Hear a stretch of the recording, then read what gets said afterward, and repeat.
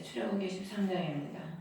12장에 하나님께서 유월절을 통해서 이스라엘 백성들을 출애굽을 시키시죠. 12장 42절에 보면은 그들을 이집트 땅에서 데리고 나오셨다고 하셨어요. 데리고 어린 부모가 어린 아이를 데리고 다니듯이 데리고 나오셨다고 하고 51절에도 그들을 군대대로 이집트 땅에서 데리고 나오셨더라. 13장에 이제 오늘 우리가 13장을 보는데 13장에도 3절에 보면은 주께서 손의 권능으로 너희를 이곳에서 데리고 나오셨느니라. 또 5절에도 보면 끝에쯤에 보면 데리고 젖과 꿀이 흐르는 땅으로 데리고 들어가시거든. 9절에도 보면은 이집트에서 데리고 나오셨나니 11절에도 데리고 들어가 그 땅에 내게 주시거든. 또 14절에도 보면 속박의 집에서 데리고 나오셨느니라. 16절에도 보면은 권능으로 이집트에서 데리고 나오셨느니라. 오늘 12장부터 13장까지 보면은 계속 주님이 데리고 나오셨다. 그 말씀을 많이 지금 기록이 되어 있습니다. 그러니까 우리 주님이 이 땅에 오셔서 십자가에서 죽으심으로 우리를 속박의 집이 어딥니까? 사단의 집이죠. 사단의 그늘 아래 있던 우리들을 데리고 나오신 거죠. 자유로, 생명으로, 빛으로, 영생으로. 그러니까 구원의 주권자가 누구십니까? 예수 그리스도시라는 거예요. 그래서 데리고 나오셨다는 말씀을 계속 기록을 해놓은 이유는 구원의 시작도 예수 그리스도시고 예수 그리스도께서 십자가에서 죽으심으로 우리가 6월절이 그 달을 너의 첫 달이 되게 하라. 주님께서 구원의 시작이 되시는 거죠. 그리고 또 데리고 들어가시더니 두 번이 나오지요. 오늘 13장에.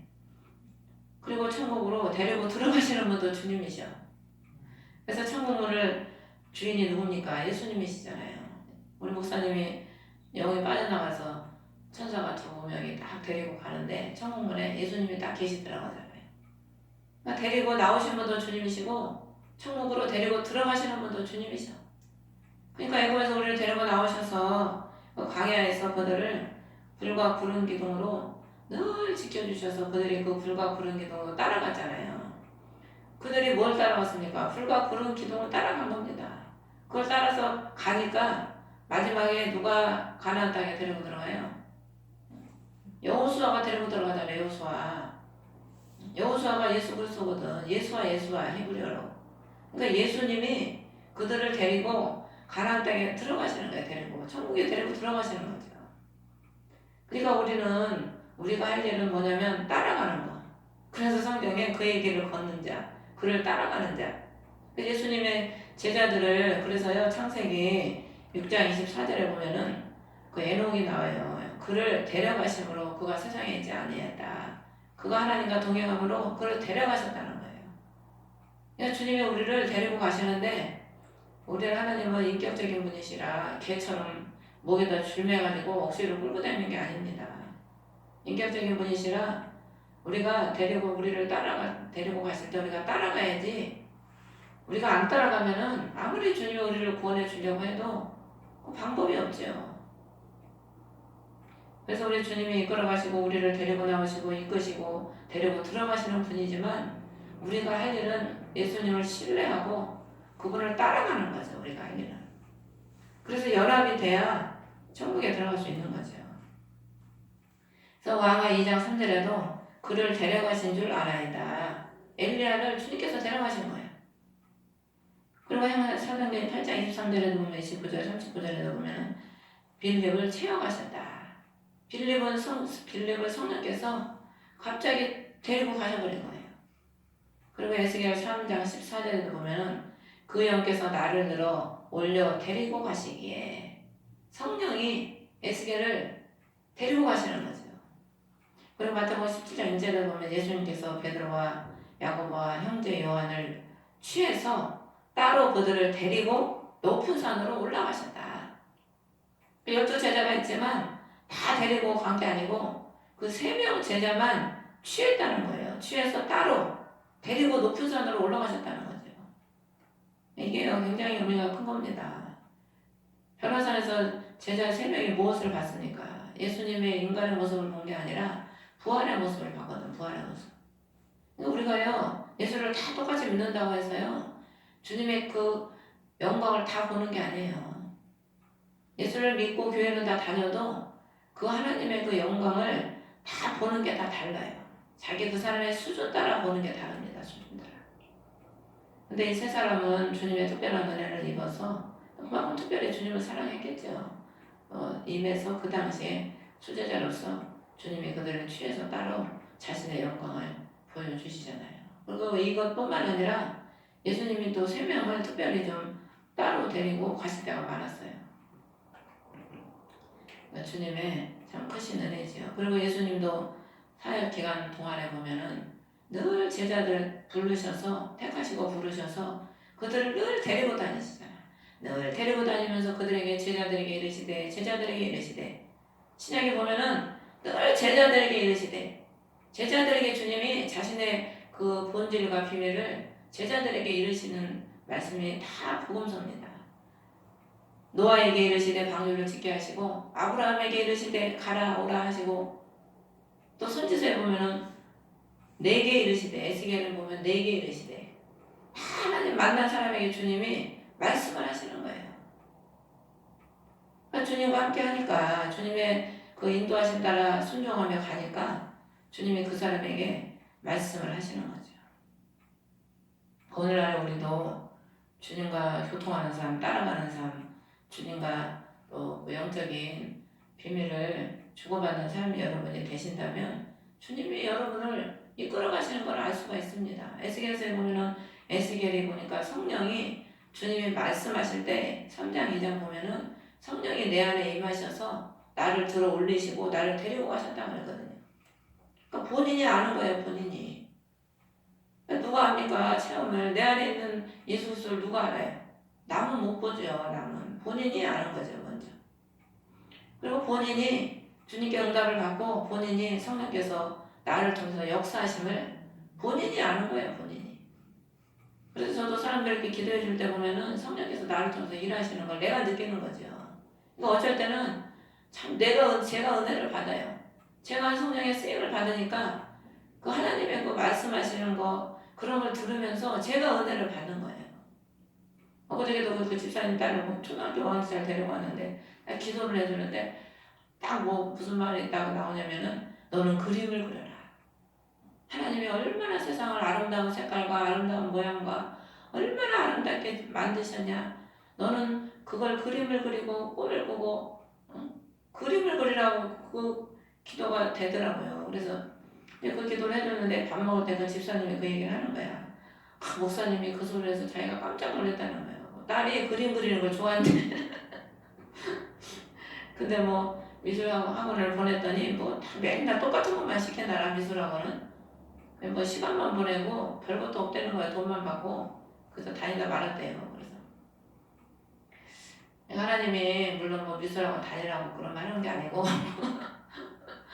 소망이 없으니까 엄마가 맨날 우울해있지 가정이 우울하지 그러니까 하나님이 소망을 자꾸 꿈과 소망을 가지고 그걸 그리라는 거죠. 그래서 그 여호수아에 보면은 여호수아가 이스라엘 백성들에게 너희는 가서 땅을 그려와라. 가서 그려오라는 거예요. 그려오면 제비를 뽑아서 너희들한테 하나님이 준다는 거죠.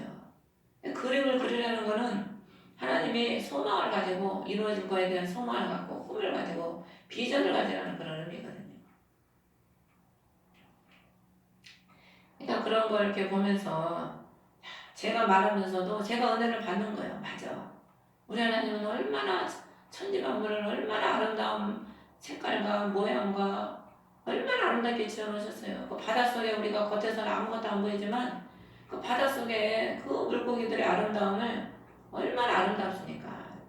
완전 하나님은 칼라시잖아. 칼라. 선명하셔. 선명. 우리가요 예수를 잘 믿는 사람들은요 선명해요.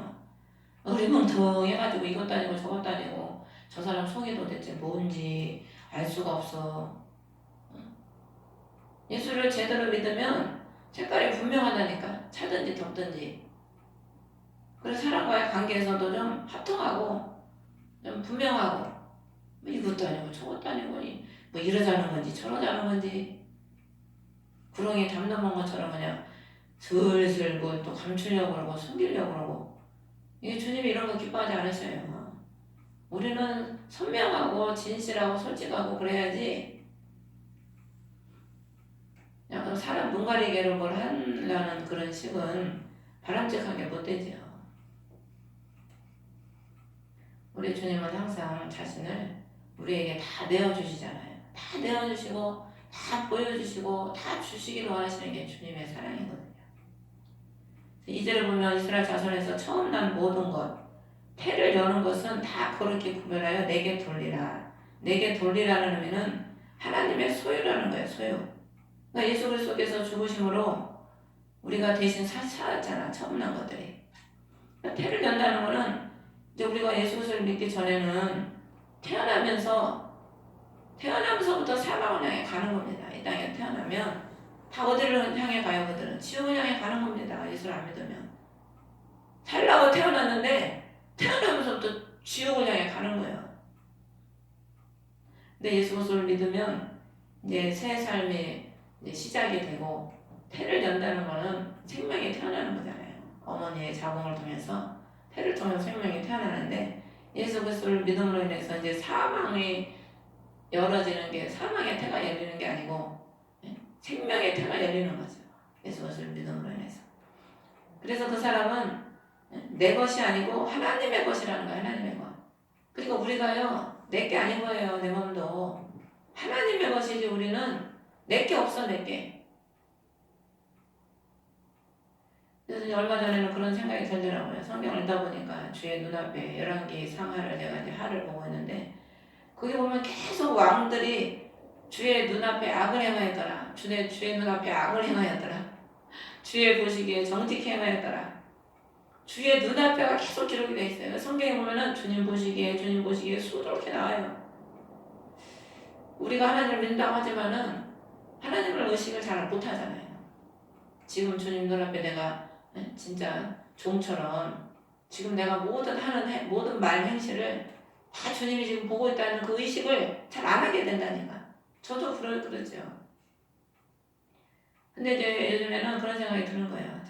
진짜 주님 눈앞에 내가 행하는 신실한 종이 돼야 되겠구나. 신실한 참 섬기는 종이 돼야 되겠구나. 주님을 늘 의식하고 늘 주님 눈앞에서 내가 있는 걸 의식하고 말과 행실을 주님 눈앞에서 하듯이 해야 되겠구나. 그 생각이 자꾸 들더라고요.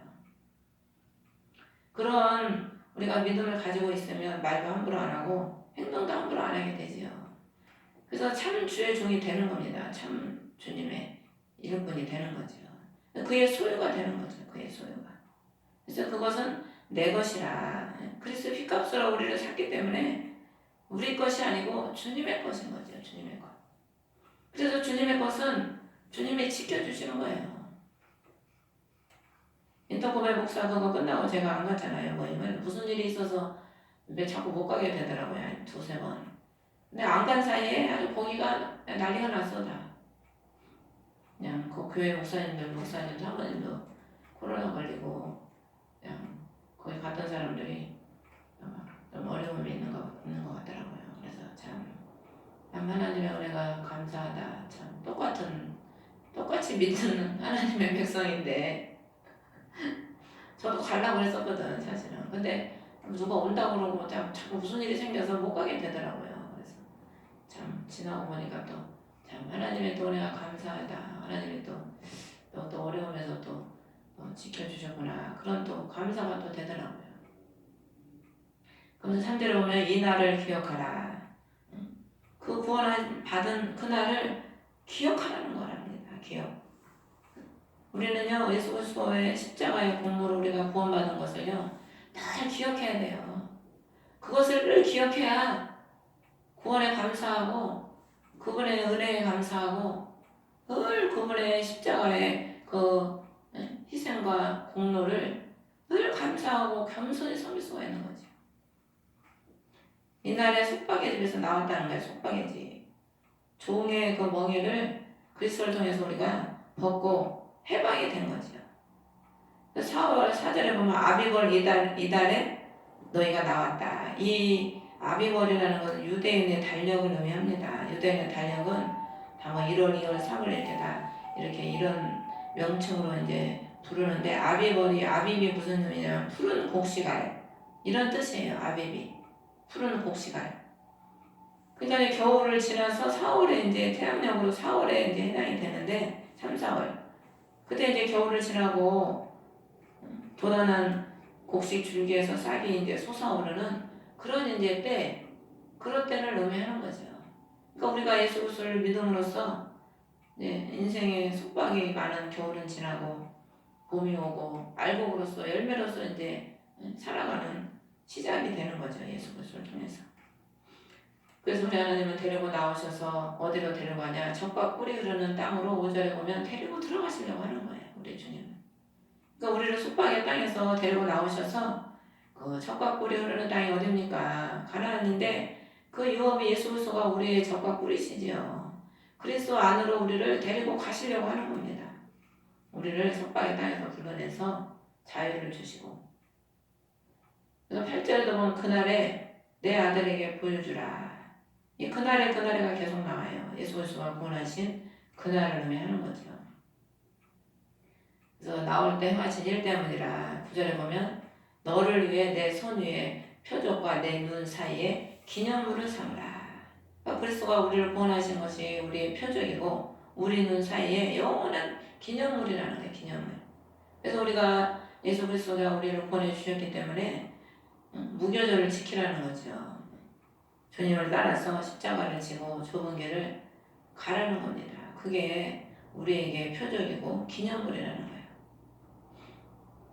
그래서 11절부터 보면 이제 처음 난 것에 대한 법인데 11절에 보면 데리고 들어가 그 땅에 주시거든 태를 여는 것 첫 새끼로 구별해서 주께 돌리라. 하나님은 계속해서 첫 거 그것을 주께 돌리라고 거룩하다 이 말씀을 자꾸 계속 하시래요. 우리가 그리스도의 것이 되면 주님께 주님 것으로서 구별이 되고 거룩한 하나님의 영광을 돌리는 그런 삶으로 살아야 될 것을 계속 말씀하시는 거죠. 13절에 보면 너는 나귀의 첫 새끼는 다 어린 양으로 대속하라. 우리가 보면 다 나귀거든요. 나귀. 나귀 같은 우리가 예수 그리스도를 대속을 은총을 입어서 구원을 받는 겁니다. 근데 대속을 아니하려거든 그것에 목을 꺾으라는 거예요. 목. 우리가 대속의 은총을 받고 겸손히 섬겨야 되는데 그렇지 못하고 교만해가지고 본인이 뭘 다 알 것처럼 본인이 교만해서 그러면 목이 꺾이는 거지. 주님 앞에 그 교만이 꺾이는 거지. 꺾어야 되는 거지. 14절에도 보면 이집트 속박의 집에서 데리고 나오셨다. 계속해서 주님이 너희들을 내가 종살이에서 데리고 나왔다. 이 말씀을 계속 강조를 하시는 거죠. 그래서 우리가 예수님을 안 믿었으면 지금도 우리는 종으로 살잖아요. 종. 오늘날 많은 사람들이 다 돈의 노예가 돼서 살잖아요. 돈의 종이야. 돈의 종. 돈의 종이 돼가지고 돈을 따라가 살아. 돈을 따라서. 돈의 우상이고 돈의 종이 돼가지고 돈에 그냥 따라 사는 거죠. 우리는 어떤 사람은 사람의 종이 되고 어떤 사람은 명예의 종이 되고 가지가지죠. 가지가지. 우리는 돈의 종도 아니고 사람의 종도 아니고 예수님의 종이지. 예수님의 종. 그래서 주님이 가라고 하면 가고 오라고 하면 오고 하라고 하면 하고 하지 말라고 하면 하지 말고 그저께 제가 아는 목사님이 생각도 안 했는데 이제 꿈에 제가 그분을 옷을 새 걸로 갈아입히더라고요. 그래서 하나님이 또 옷을 해주라고 그러나 저 먼저부터도 마음이 조금 있긴 했었는데 나도 지금 뭐 형편이 뭐 그렇게 너무 여유로운 형편이 아니니까 뭐 빚이나 좀 다 갖고 뭘 마음대로 해줘야 되는데 그래서 그냥 마음이 조금 있긴 했는데 그냥 있었는데 주님이 또 해주라고 그러라 그래서 이제 당장 이제 얘기해가지고 크로코다일로 오라고 모시라고 해가지고 사드리고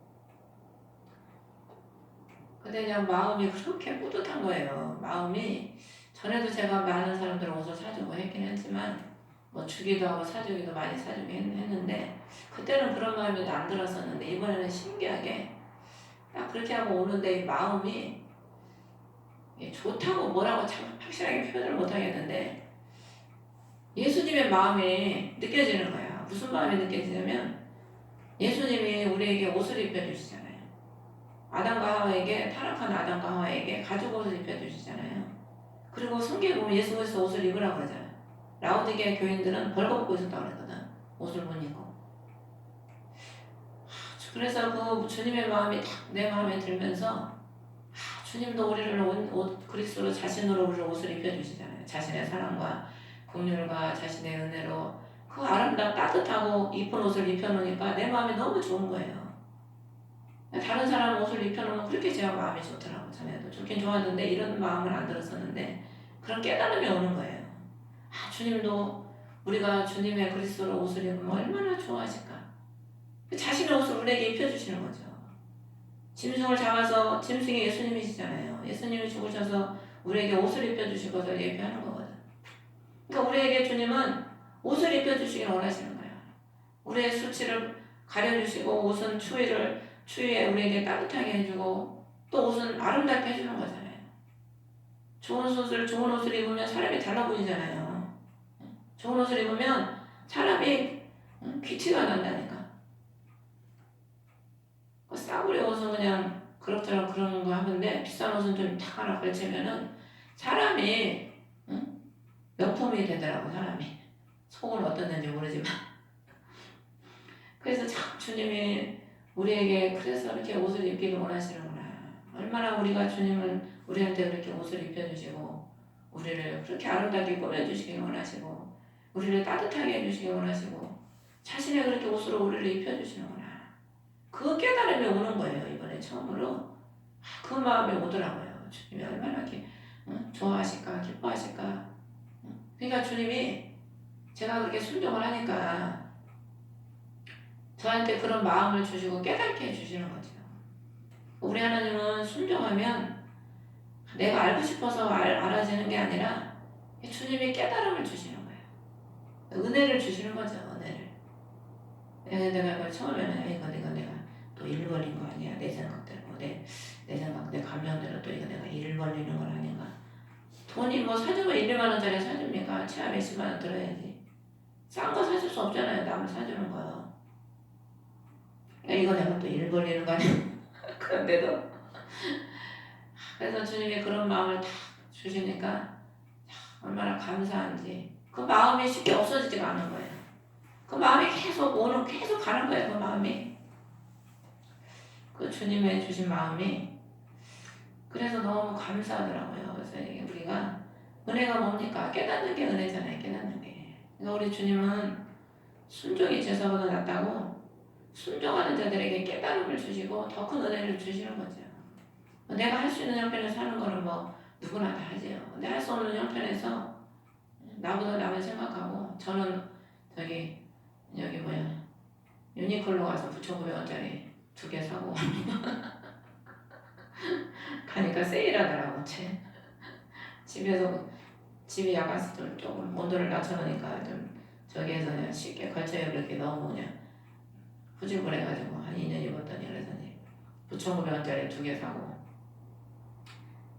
얼마나 감사한지 참 쓰임받는 게 감사한 거더라고요. 쓰임받는 게 주님의 뜻에 따라서 쓰임받는 게 주님의 도구로 쓰임받는 게 얼마나 감사합니까. 그래서 마태복음 25장에 보면은 네가 헐벗었을 때 가난할 때 굶주릴 때 줄일 때 병들었을 때 옥에 갇혔을 때 돌아왔다고 그러잖아요. 그 의인들이 언제 우리가 그렇게 했습니까? 그러니까 지극히 작은 자 한 명에게 한 게 내게 한 것이다. 근데 그 염소들은 너희는 하지 않았다고 하니까 주님 언제 우리가 안 했습니까? 아니하더니까 자기들은 막 했다는 거지. 근데 주님이 지극히 작은 자 하나에게 안 한 게 나한테 안 한 거라는. 그들은 자기를 한 거죠. 자기 명예, 자기 자랑,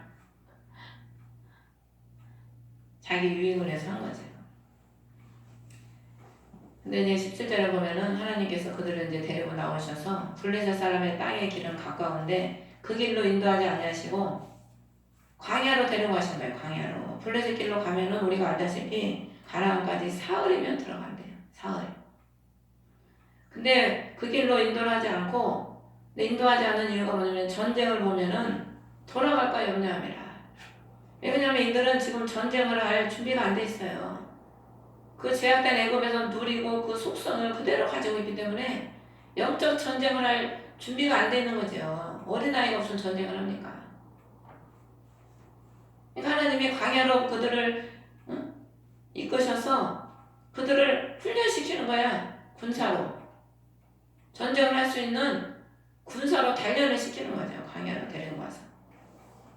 그러니까 어린아이들은 조금만 어려움이 있으면 돌아가 버려요. 예수 처음에 믿었는데 무슨 일이 사건이 터지니까 어떤 사람은 아니 내가 예수 잘못 믿었나 보다라고 가버리잖아. 되돌아가 버려. 그냥 되돌아 세상으로.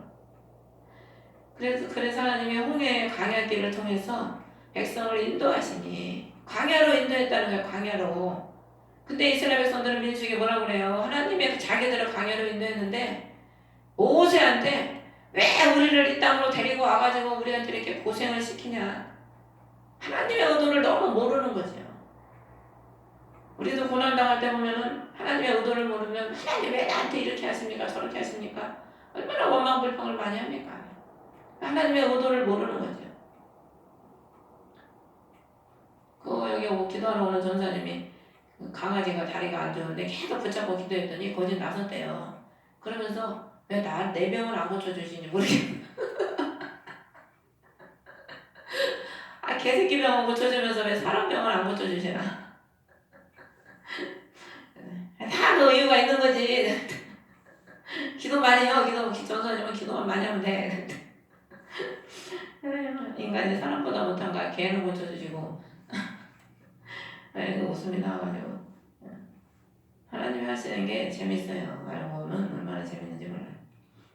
그래서 이집트 땅에서 나와서 무장을 하고 올라가니라. 무장을 하고 올라갔다는 거예요. 무장을.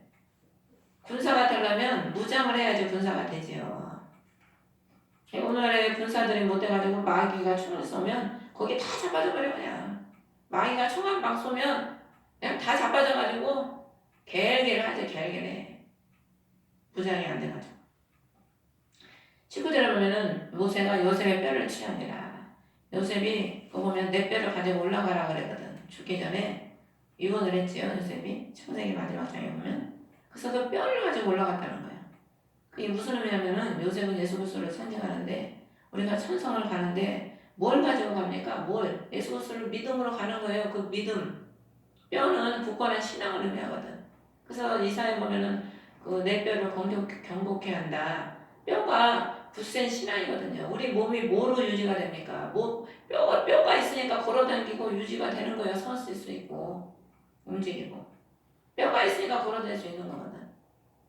그러니까 그리스도의 그 신앙, 굳건한 믿음의 신앙을 가지고 우리가 천성으로 가는 거죠. 그래서 20절에 보면은 그들이 숫곳에서 이동해서 숫곳은 오두막집이라는 뜻입니다. 우리가 작은 오두막집에 머무르면 되겠어요? 오두막집은 이 세상식으로 오두막집이라고 하는 거예요. 야곱이 가나안 땅에 안 들어가고 숫곳에서 머물러가고 땅을 사가지고 거기서 띵가띵가 좋다 그러고 있었잖아. 하나님의 가나안 약속의 헤브론으로 가야 되는데 그 오두막집에 머물러가지고 하나님의 비전은 큰데 그 작은 집에 아직 비전까지 못 가고 자기 수준에 머물러 있는 거죠.